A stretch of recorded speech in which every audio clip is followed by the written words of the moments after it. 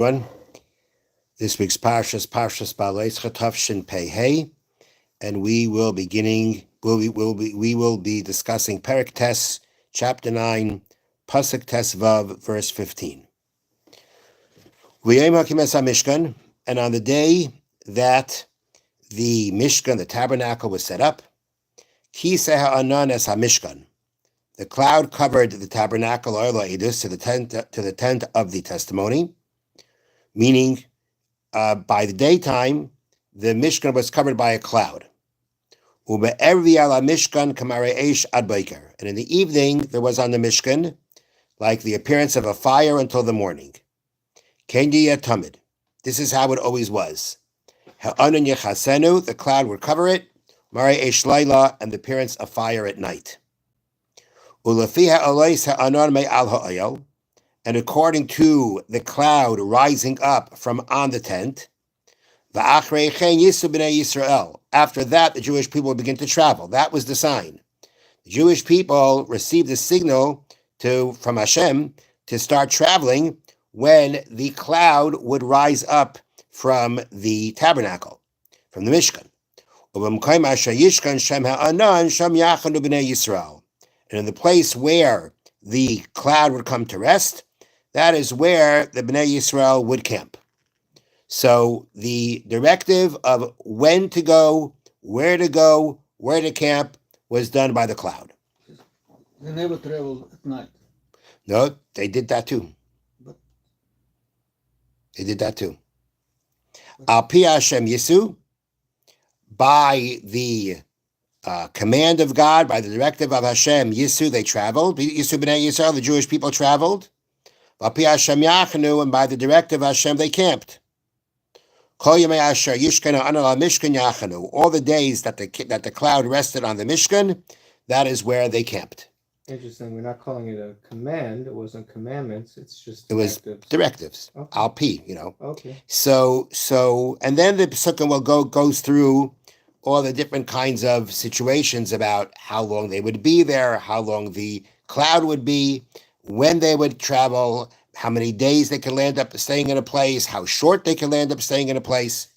But what I want to focus on now are these words, Al pi Hashem Yisu, by the directive of Hashem, or the way the ArtScroll translates it, according to the word of Hashem.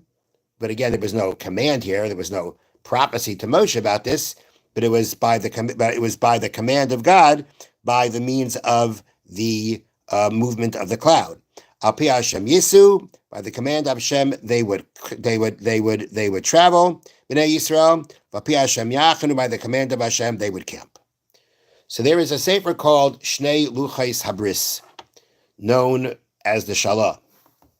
And the Shnei Luchos Habris is a book about many different types of lessons from the Torah.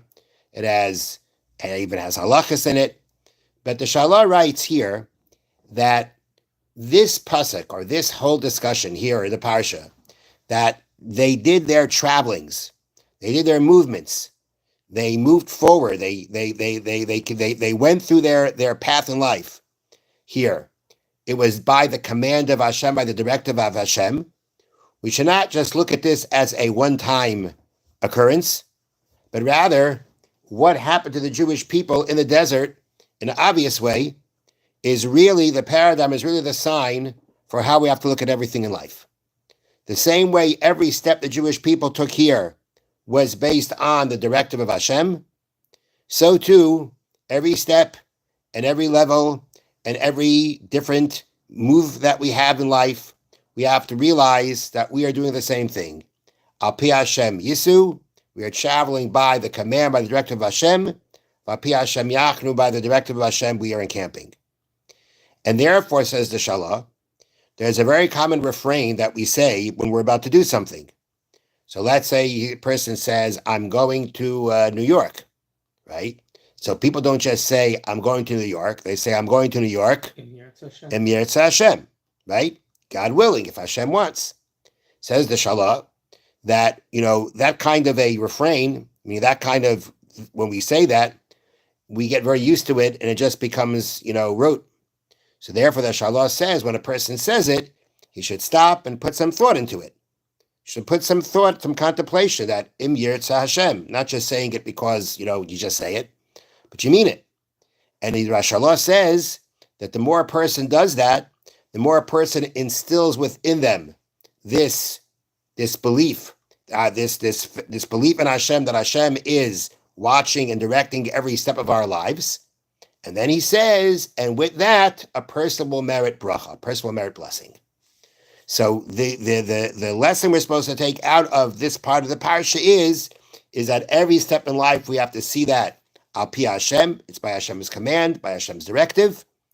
When we say Im Yirtzeh Hashem, God willing, it's something that we shouldn't just say by rote, we should put thought into it. Through that, we now instill within us this very important principle of our emunah, of our faith, of our belief in Hashem. And with that, he says, blessing will come upon a person. So I saw that there's, I saw this thought brought down in a sefer called Yalkut Lekach Tov. Yalkut Lekach Tov is a sefer that it's really a compilation of different sources, from different svarim, about different, lessons, different Musar lessons on the parsha. So there, after bringing down the Shalah, they direct you to a different thought in last week's parsha. Last week's parsha, that elaborates a little bit more on this idea. So in last week's parsha, in Parshas Nasa, we have the Berachas Kohanim, right? The blessings of the Kohanim. And that we can find in Perek Vav, chapter 6, Pasuk Chaf Beis, verse 22. So there it reads, Vayidaber Hashem al Moshe Lemar, Hashem spoke to Moshe saying, Daber al Aaron v'albanav Lemar, say to Aaron and his son saying, Kosavarchos b'nei Yisrael, Amar lahem, so shall you bless the children of Israel, say to them, Yerechacha Hashem v'yishmerecha, Hashem shall bless you and guard you. Yo'er Hashem panav eilecha v'yichuneka, Hashem should shine his face unto you and be gracious to you. Yis Hashem panav eilecha, Hashem should lift his face towards you, Yosem lecha shalom, and he should establish peace for you. Then, the next pasuk is what we're going to focus on. V'samu es shemei b'nei Yisrael, they shall place my name upon the children of Israel, v'ani avarchem, and I will bless them. What exactly does this mean, and they shall place my name on the Bnei Yisrael, and I will bless them? What does it mean to place my name on the children of Israel? I mean, the pasuk, Hashem just told Moshe the blessings to say, and they're called blessings. So blessings means that when these are recited, they bring blessing. What exactly now is being added when the pasuk says, "V'samu es shemi," thou shall place my name on the children of Israel, and I will bless them?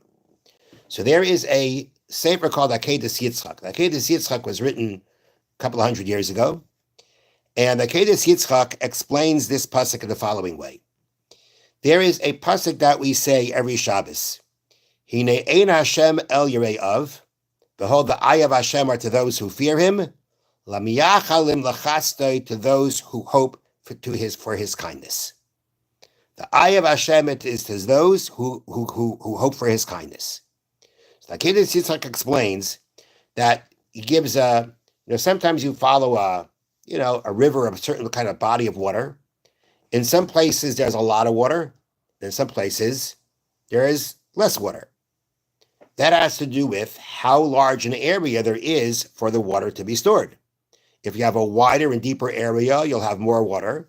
If the area becomes more narrow, if the path of the water becomes more narrow, then you'll have less water in that place.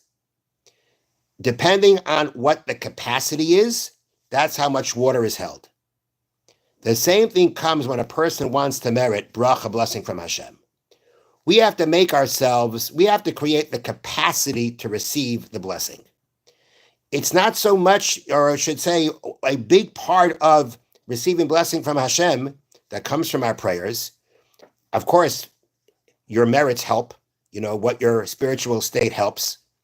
But there's also a concept of creating, so to speak, there is making oneself worthy and making oneself actually a receptacle, a vessel, giving themselves the capacity to receive the blessing.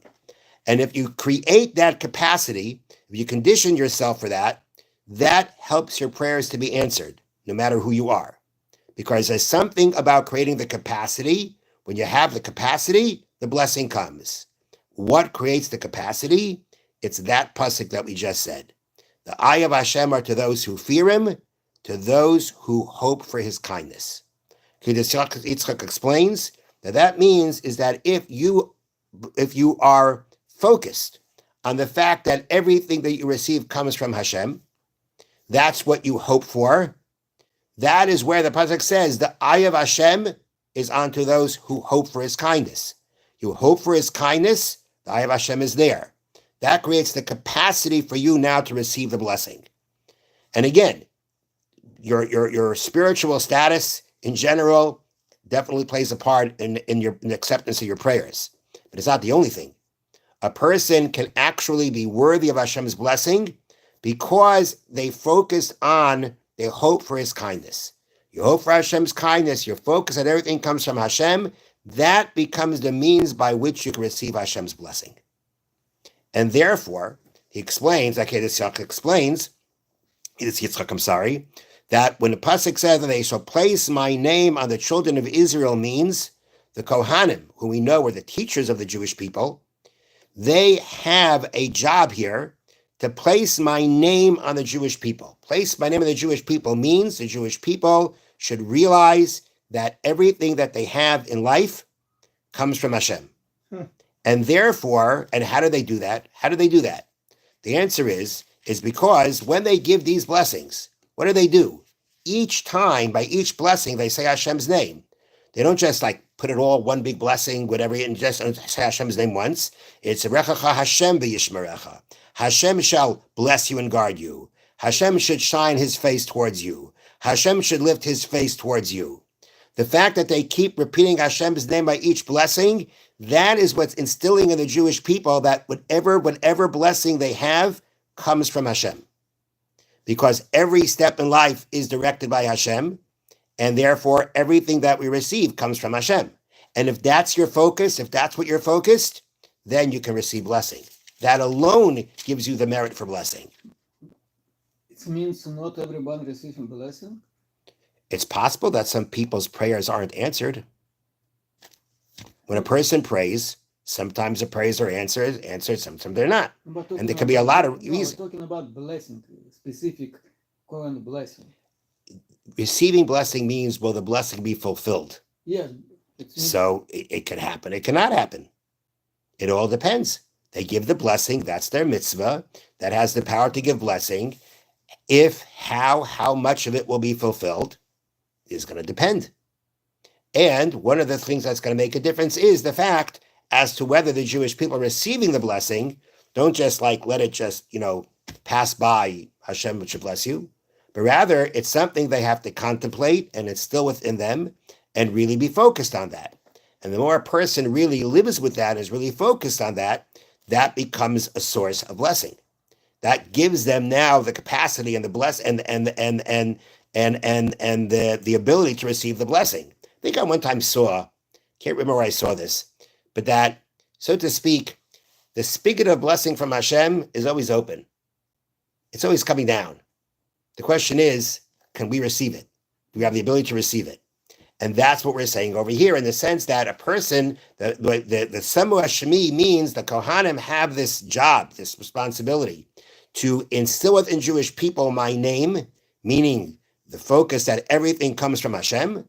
And when they do that, and I will bless them. And that is what the Shalah also means. When the Shalah says, when a person says, Emeretz Hashem, and he means it, and now he truly has instilled within him this principle of our emunah, of our faith, of our belief in Hashem, that is a source for blessing. That's exactly the point. If you understand that everything is directed and coming from Hashem, that in itself is a source of blessing. Now, Yalkut Lakach brings from something called Oitzer HaMidrashim, translated as the Encyclopedia of Midrashim. I looked into it a little bit, exactly what it is, and it was, I think, it was compiled by a Rav, I think the early 1900s. And the way I understand it is, it's like he cites midrashim that aren't the most commonly well known. So the Yalkut Lekach Tov cites a story from the Eitzer HaMidrashim, the following story. Story of Eliyahu Hanavi. Okay, there was once a man, a merchant, man with money, and when it came to this idea that we're talking about, this principle of believing and living with the fact that everything that we have comes from Hashem, he wasn't into that so much. That wasn't his thing. He kind of had more trust in the fact that, he had the money, he had the capability, he had the opportunity, and so that's what made the difference. But apparently he had some merits. And one time he was going to buy 2 oxen, 2 animals. And Eliyahu Hanavi appeared to him as another merchant. And he said, Eliyahu Hanavi, disguised as a merchant, said to the person of our story, where are you going? And the man said, I'm going to buy 2 oxen. So the merchant said, Emetz Hashem. Like, say Emetz Hashem. And he was, he didn't catch on. So he kind of went on his way. As he went on his way, the story goes, his pouch of money fell out of his pocket without him realizing it. Eliyahu Hanavi took the money, took it deep into the forest where people don't go, put it down on a tree stump, on a rock. Okay? The man gets to the marketplace. He finds the 2 oxen that he wants to buy, sticks his hand in his pocket, take out the money. No money. Oh, well. The money fell out. Yeah, it happens, No, that's not a good day. All right. The next day he's back home. He goes out to the market and to go buy the oxen. This time Eliyahu Hanavi comes to him as an elderly man, strikes a conversation. Where are you going? And the man says, I'm going to buy 2 oxen. So the elderly man says, Emetz Hashem. Say Emetz Hashem. Nah, not interested. He's still where he's at. He's still the same guy. Okay, this time Eliyahu Hanavi decides, okay, we're going to get a little bit more extreme this time. Eliyahu Hanavi makes him feel very tired. He's got to lay down just where he is and to get a rest. While he's sleeping, Eliyahu Hanavi pulls out the money, takes the money over to the stone where the other money was. The man wakes up, goes to the market, finds the 2 animals, picks what he wants, puts his hands in his pocket. Nachamo, second time, the money's not there. So the man goes home and finally says to himself, there's something going on here. There's something going on here. And he committed from then on that he's going to say, Emetz Hashem. Day 3, he goes out to buy the animals. And this time Eliyahu Hanavi disguises himself as a young man looking for work. So the young man says to him, where are you going? So the merchant says, I'm going to buy 2 oxen in Emetz Hashem, God willing. So the young man says, well, you should have success. If you find the oxen, maybe we could work out something like you can hire me to help you bring the oxen back home. He says, fine. They go to the man says, okay, fine. Emetz Hashem, when I buy the oxen, I will, Emetz Hashem, hire you. Okay. So this time he goes, finds the animals, sticks his hand in his pocket, the money is there, buys the animals, and they're heading home. As they're heading home, all of a sudden the 2 oxen bolt. They start running away. And the man's chasing after the animals. And then finally the animals stop somewhere. And when he reaches the animals, he sees the rock where the 2 pouches of his money are. And now the picture is becoming much, much clearer to him. He gets to his house. He's about to turn around and pay the young man. Nishtar, he's not here anymore.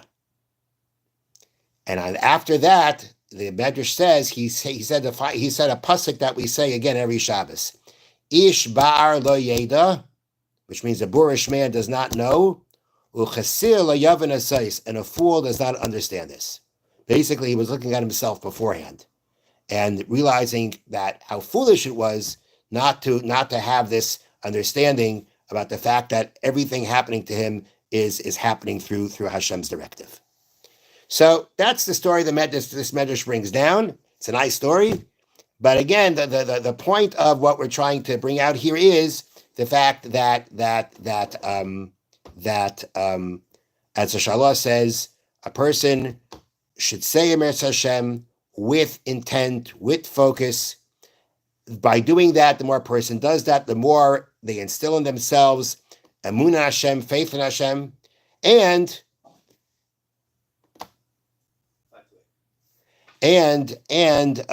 that becomes a source for blessing for a person. I want to now share with you a story about a person who, from this story, you could really see how far a person can go in understanding that every event, everything that's happening to a person is coming from Hashem, is being directed by Hashem.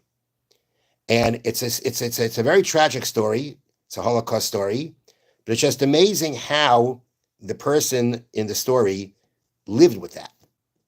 So this is a story with a person. His name was Avraham Herman.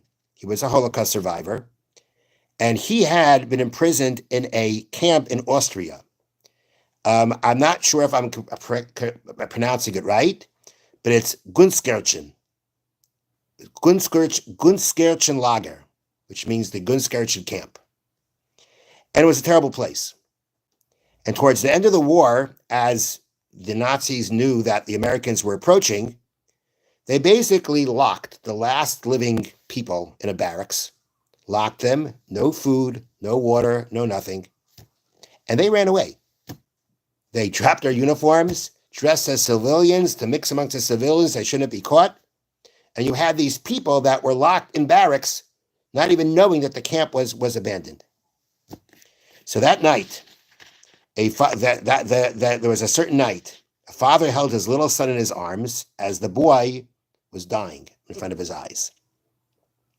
"Don't go," the father cried. "Don't leave me. What will I tell your mother?" But the child's body could hold on no longer, and he breathed his last breath. Utter, painful silence reigned. Even the unceasing groaning stopped. Suddenly, the father called out, "Ribono shel olam, I can't live without him. If you took his precious soul, then take mine too." And a moment later, the father joined his son. Watching this tragic scene, this Avraham mustered up the last of his strength and addressed the people. Now listen to this. "Rabbi Isai," he said, "Hashem is with us in this room right now. We are going to be saved. Did you see what just happened? Hashem took one neshama, one soul, and when the father davened that his soul should be taken too, Hashem answered him on the spot. This means Hashem is right here listening to our prayers." That's what he said. No one stirred. They thought he had gone crazy. However, there was one other young man who believed what he said, and they devised a plan to escape. This is pretty gruesome. They piled up corpse after corpse until they could clamber up the heap of bodies to reach the roof. Breaking through the decaying wood, they pulled themselves out, and the camp was silent. It was there. They found 2 discarded Nazi uniforms, pulled them on, and ran into the surrounding forest because they probably didn't realize what was really happening. Nice. A few hours walk brought them to a road and approaching headlights. It was a jeep of American soldiers. Uh-oh. The sight of 2 Nazis in front of their vehicle had the soldiers reaching for their weapons. Avram and his friend saw this, and they cried out, "Shema Yisrael." They thought they were done. And as they did, one of the Americans told the soldiers to hold their fire. "Bist Ayid?" he asked. "Are you Jewish?" "Yes," cried Avram. But the soldiers were skeptical. Perhaps a trap. Avram said, "Look, I even have my tefillin." He had carried these tefillin with him throughout the war, wrapped tightly around his leg. But as he reached for them, the soldiers assumed he was pulling out a weapon. Uh-oh. Once again, they raised their rifles, and once again, he screamed out, "Shema Yisrael." And this time, the American soldier replied, "Baruch Shem Kved Malchus Leila Bled." Now, There is a book called Lieutenant Birnbaum. This was Lieutenant Birnbaum. Nice. Lieutenant Meyer Birnbaum. He was an American Jewish soldier, and he was one of the first soldiers to get involved in liberating the camps. So Lieutenant Birnbaum tried to convince them to come onto the Jeep with them, but they refused. You know why? It was Shabbos, so they wouldn't get onto the Jeep. So he had to convince them it's pikuach nefesh, it's danger to your life. You can get on the Jeep. But they only got on the Jeep after he promised to go and liberate the Jews in that camp, which he did. Now, I don't know much. Did anybody have a watch here? So again, I bring in this story because here is a person who saw. This was a person who saw Hashem in the midst of all of this. In the midst of all of this, he saw. This is where he saw Hashem. Now, there are some people who, we can't always explain why do some people yes and some people not. However, at the same time, if a person lives constantly with this understanding that Hashem is involved in everything that happens, Hashem is running everything that happens for us, then in challenging times, they have a better chance that it's going to come out then too. It's not necessarily for sure. A challenge is a challenge. But the more it's part of who a person is, the more chances it is that it will come out when it's really needed. Just to finish the end of the story, years later, he went to Eretz Yisrael, and his son told him that his Rosh Hashiva was making a celebration to commemorate the liberation that he had from Gunskir Chalaga. So, this was on a Motzei Shabbos on a Saturday night. Avram, the grandfather, the father joins for this celebration. And the Rosh Hashiva talks about how this was the anniversary of the Saturday night that they were liberated. Nice. And after he finished, Abraham got up and said, Kavod Harav, honorable rabbi, you celebrate your freedom on Motzei Shabbos because of my miraculous escape on Shabbos itself. And he told him the story. He told this man the rest of the story, what happened, how it all came about. That's the end of the story. The Rosh Hashiva was one of the people that Birnbaum went back for. Because he got out through the roof. Because he got out through the roof. So he let him know the background, the part of the story beforehand that brought this all about. Nice. But again, it all started with this person, even in the most terrible situations, still seeing Hashem is there. Hashem is the one who's here, and he's here for us. Again, he said it. He said it because of what happened in front of his eyes. But seeing it the way he saw it means that he had the eyes to see that whatever is happening to us is happening through Hashem. Yeah. Have a wonderful evening. Thank you for listening. Thank you. This is a Holocaust story from whom?